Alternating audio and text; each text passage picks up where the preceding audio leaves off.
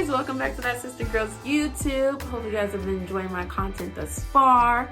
I'm sorry I took a break, guys. I just wanted to make sure you guys got a chance to, catch up on all the cool content I've been putting out and everything along with that. Hope you guys enjoyed my recent video with the Disney cruise and kind of my feedback and opinions, what you should and should not do. I'm definitely going to be dropping the second part to that, where I will talk more into about the cruise. On top of that, I hope you guys go check out how to balance PCOS in my life. That will be up there somewhere along there, so go ahead and click that as well after watching this video. Don't go yet, afterwards, okay? Definitely go check that out. But today we are talking about infertility and kind of the aspects about the whole pregnancy aspect of PCOS.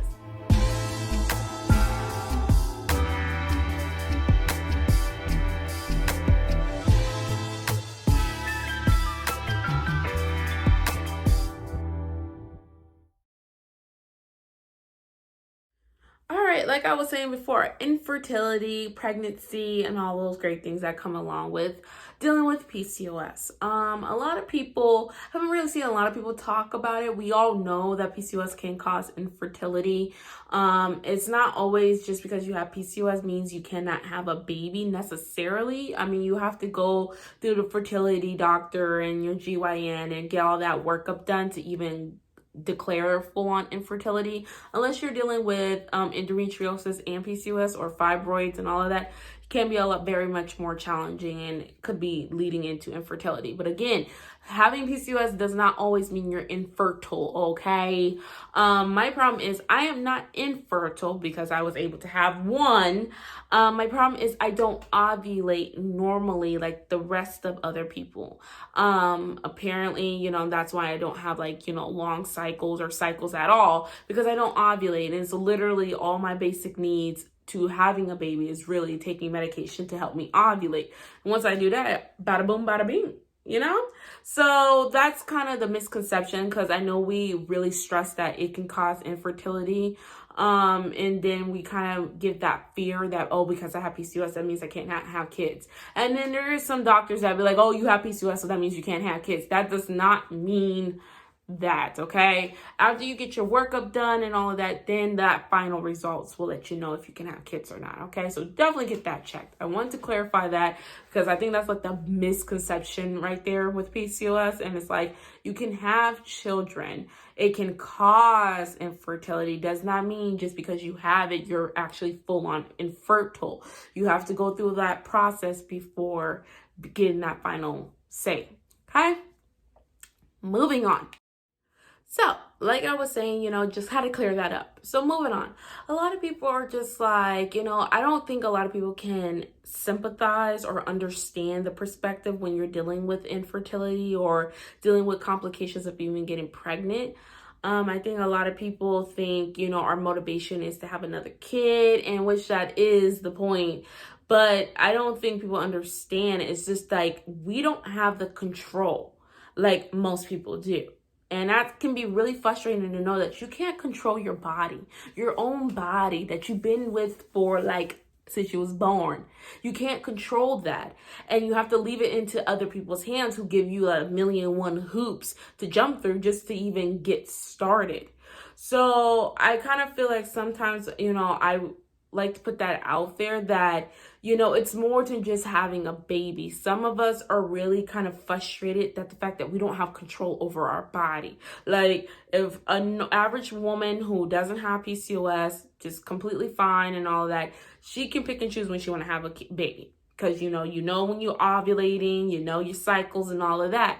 For a woman who has PCOS, we don't know none of the above. And the sad part is about PCOS and tracking periods, there's not a lot of tracking periods that actually go over the maximum days of 27, I think. It's about the highest it goes, 20 to 30 days. Anything after that, it'd be oh, you need to go consult with your doctor. And it's yeah, gee, thanks, we know that.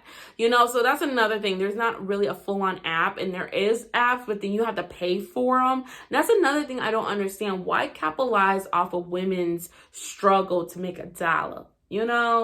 I just feel it's kind of frustrating because it's just if there is help for PCOS, there's always a but wait, there's more situation. So I think people have to understand we just are frustrated with the fact that we don't have a control. I mean, yeah, we kind of do. We lose the weight if the weight is your main factor, but it's not always the case. I've advocated to my doctors many times that I've had these problems way before I even got, at 230 pounds. And they're just like, well, it's your weight. And I'm like, look, because when I lose all this weight and nothing changes, I'm going to say, I told you so.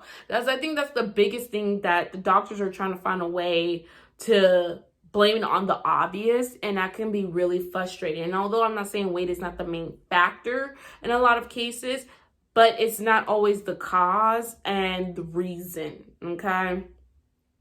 So there's just a lot of that misconception with everything. But, I just feel like for me, it's really frustrating just not having that control in the sense to kind of pick and choose, because I would have been on had a baby a long time ago. And then not having that control, whether you want to get a hysterectomy or not. And most times they won't give it to you until you have like 2 kids. Because especially if you're young in your childbearing stage, you're going to be like, oh, you're going to regret this and blah, blah, blah. You're going to want more kids. Nah, no, ma'am. So I think it's just collectively, this is not a control. And there's no really full-on control right there. So that's another thing that goes along with PCOS and dealing with infertility and just complications of getting pregnant. Now, another thing is, a lot of people ask me, like, about infertility, like, what have I been doing to try to improve? What can we do? What are being offered? Because I've already been behind the scenes as far as what to do and how to do it and when to do it. I really tell people, you need to probably take a break before starting the fertility process. And the reason why I say that is because, like I was saying, the reason why you should possibly wait is I feel like sometimes our wants become more than what we need, and we kind of get ourselves in situations. Like having a baby and having another baby at that is a serious commitment. I don't know if some of y'all realize that. And, when you're so caught up with trying to have a baby and all the pregnancy tests and all that, you tend to lose your way. And then that's when the depression really starts to onset. And then you be wondering why you have like a lot of depression, emotional, issues and setbacks throughout once you do get pregnant and after postpartum depression. So I really try to tell people, if you're getting ready to go through a fertility journey, you want to take a moment and be silent with yourself, get in tune with yourself first, and make sure you are on the right prize. A lot of people are so determined to have a baby sometimes, they don't look at the outside effects, especially if they're not in a good relationship, if they're not good in a good space to handle a baby. I mean, it's a beautiful thing having a baby. But when you want it to the point that you're driving yourself crazy, that's when you need to scale back and be like, okay, all right, deep breath, and then you start to realize, okay, maybe if I did this and did that, things will be falling more in place. So I definitely really took my own advice, because I used to be watching the pregnancy test sticks, like clockwork. But then I finally kind of eased off of them, and, I was like, you know what? It is what it is. It will happen in its own time. And when I did that, I started realizing, oh my God, there's a lot of things I need to fix and do beforehand. And I don't want to repeat like my first pregnancy with just, dealing with any, feelings, emotions. Like, let me handle them. And then these past couple of years, even though it took me like a couple of years to get myself together, I really kind of removed toxic, behavior out of my life. I started really putting on more of a positivity aspect, because, fertility during the journey is really stressful, and you cannot stress. That's the crazy part about fertility journey. You cannot stress. Because stressing can just throw your body off in general. So stop stressing, everyone. That does not even just for the people who are getting pregnant. That's like in general life. Stop stressing, because you're really putting your body through some things it don't have to go through. So I tell people, you just got to sit down and just kind of look at what you're doing and cross-examining your life and making sure this is in the plans for you. Because sometimes our wants become more than our needs. And, we don't need a baby, but... And, we prefer to say we want one, but that's okay to say that, but you cannot be like, oh, I absolutely want one. It's like all over consuming my life. Like, you can't do that. Like, that's not the way to live. That is not the way to live. It's not, it has to be more outside of the baby, because once the baby gets here, then what? And then you get trapped in your mind and all of that goodness stuff. So it takes a lot of mental work. You got to work on yourself mentally and stuff, especially during these moments. And I feel like we have these down moments with our infertility and struggle to kind of really work on ourselves and focus on what we already have with us. Because, a lot of people who already have a kid and who wants another kid, we tend to kind of gear on the second kid, trying to get things together, trying to do this and do that.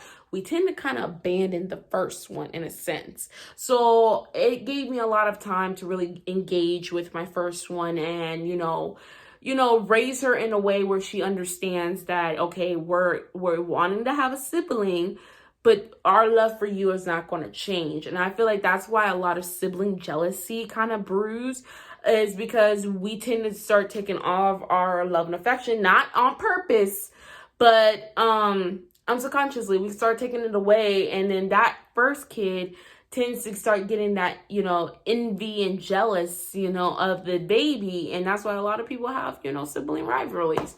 I mean, could be many reasons why there's sibling rivalries, but I feel like it starts with the parents. So, moving on.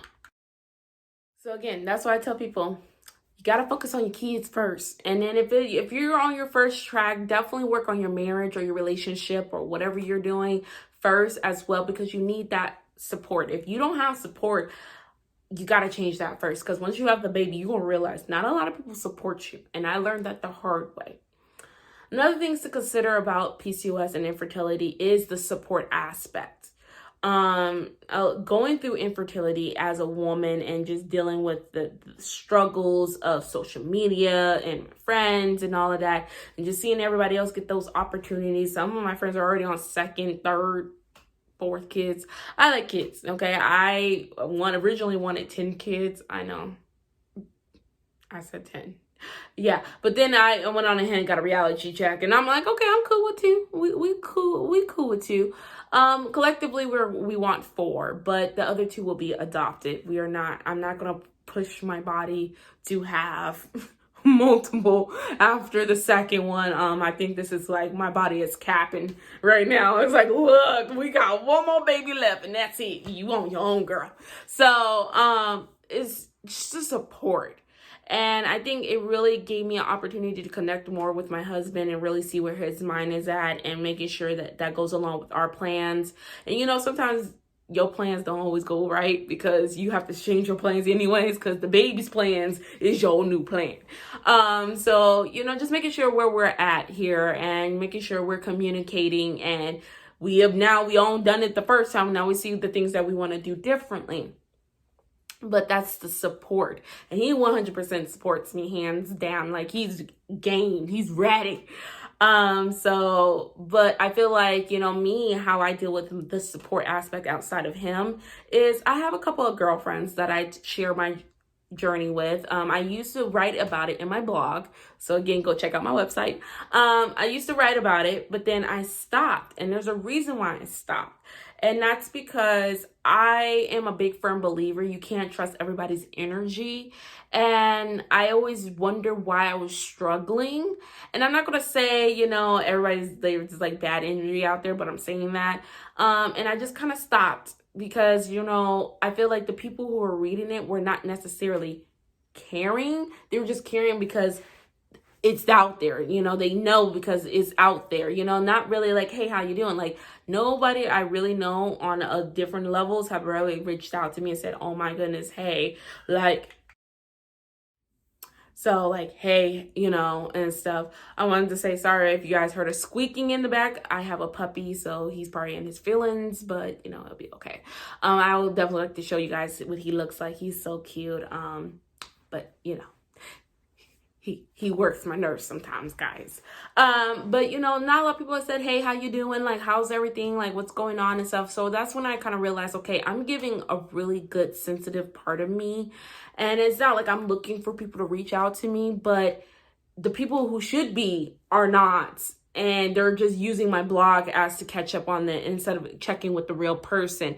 And that's where I kind of was like, okay, like, come on now. Now, once I've kind of completed this journey and all of those things like that, of course, I'll let you guys know. You guys will probably get a video showing you guys the experience and what you guys should and should not do and all those great things. But for the meantime, between time, I keep it in my personal circle. I've been a little bit of a blabbermouth, you know, a little bit on certain things, you know, but I've scaled it back because, again, I still have work to do, and I don't want to just be out there just all willy-nilly. Again, they say, watch who you run your mouth to, okay? So the support. So like I said, you know, the gals I trust, you know, they support me. They give me motivation when I'm like down during this weight loss journey and everything like that. So a lot of people, you know, have to understand that support is key. It is key. If you're not getting the support from the right people, you're going to have to find a new crowd, because again, going through fertility and going through infertility and dealing with trying to have a baby and all that, that plays a lot on your mental. And if you don't have a backup support outside of yourself and outside of your relationship, you know, it can be really hard, you know, really hard. So that's another thing I like to talk about, is just support, you know. So, but lastly, collectively, again, this video is just to kind of talk a little bit more about the infertility and PCOS, you know, side of it all, you know. A lot of people just really have this kind of weird conception that we get jealous of, and we don't know how to be happy for other people when they get pregnant and stuff, and it can come off like that, but that's not the case. And I like to kind of clear that up as well. I mean, there is times I felt some type of way, you know, when I see other people having kids when they want to. But like I was saying in my earlier part of the video, it's about them having that control and we don't. And that's kind of frustrating, you know, and it frustrates me sometimes, because people will come out like, oh, well then, you know, this and this and that, you know, how are you supposed to be happy with so-and-so, you know, you don't sound like you are, you know, and then you get people talking about you jealous, and then it's like, none of that. Like, I'm stoked when people have babies. Like, go ahead now, go ahead and populate the world, you know, do that then, you know. But from my perspective, not being able to do it when I want to, or like, you know, have that control and not have to go through all these hoops and stuff, because it's like I'm a guinea pig, you know, and a lot of people don't see that from my perspective sometimes. So it's not about us being jealous. We are happy for you. It's just sometimes we get selfish in our heads, because it's like, it's not fair. You know, we all know life is not fair, but still it's not fair. So I think that's just like kind of that weird misconception that people who suffer with fertility issues have some type of vendetta against those that do. And it's not the case. I mean, I can't speak for everyone. There are some people who are cold at heart, but from my perspective and all the people I've met, that it's not that. It's not the case. So definitely wanted to kind of clear that air. So again, PCOS and infertility, it plays so much on the mental, but once you start kind of examining yourself and kind of really start fixing the things you do have control, what you're needing will come through. And if that is in your plans and needs of having a baby, then that will come through. That's just really all to it. You can't stress about something you cannot change. I cannot change when the doctors will help me get pregnant. I cannot do that. All I can do is work on the goals and get through the hoops that they've set out for me. And then, you know, be able to have that power to be like, look, I've done that. You can't give me nothing else more to worry about, even though they try. But I think this last appointment I've had, I think they caught me. So again, you know, like I said, PCOS, it really does play on the mental. It does play on your body. But I really tell people, like, honestly, it starts within you. You have to change certain things about you and be your advocate. You know, if this is something you want to do, speak up about it. If this is something you want to do, you got to get up and do something about it. You can't just wait. Okay? So I think that's kind of it of the video. You know, there's not really much to it, just kind of talking about it. Again, I'll have more segments about the fertility journey as time comes on. But just kind of wanted to kind of clear up the air really of kind of how people view that. So again, go and check out my other videos. Go check out my Disney cruise one. Go check out my how to balance PCOS in life video. Again, I am back on my routine, so you guys will be getting more videos coming soon. Again, sorry for the break, but you know, sometimes you got to give yourself a break. Give yourself a break. All right. So until next time, guys, see you next time. Bye.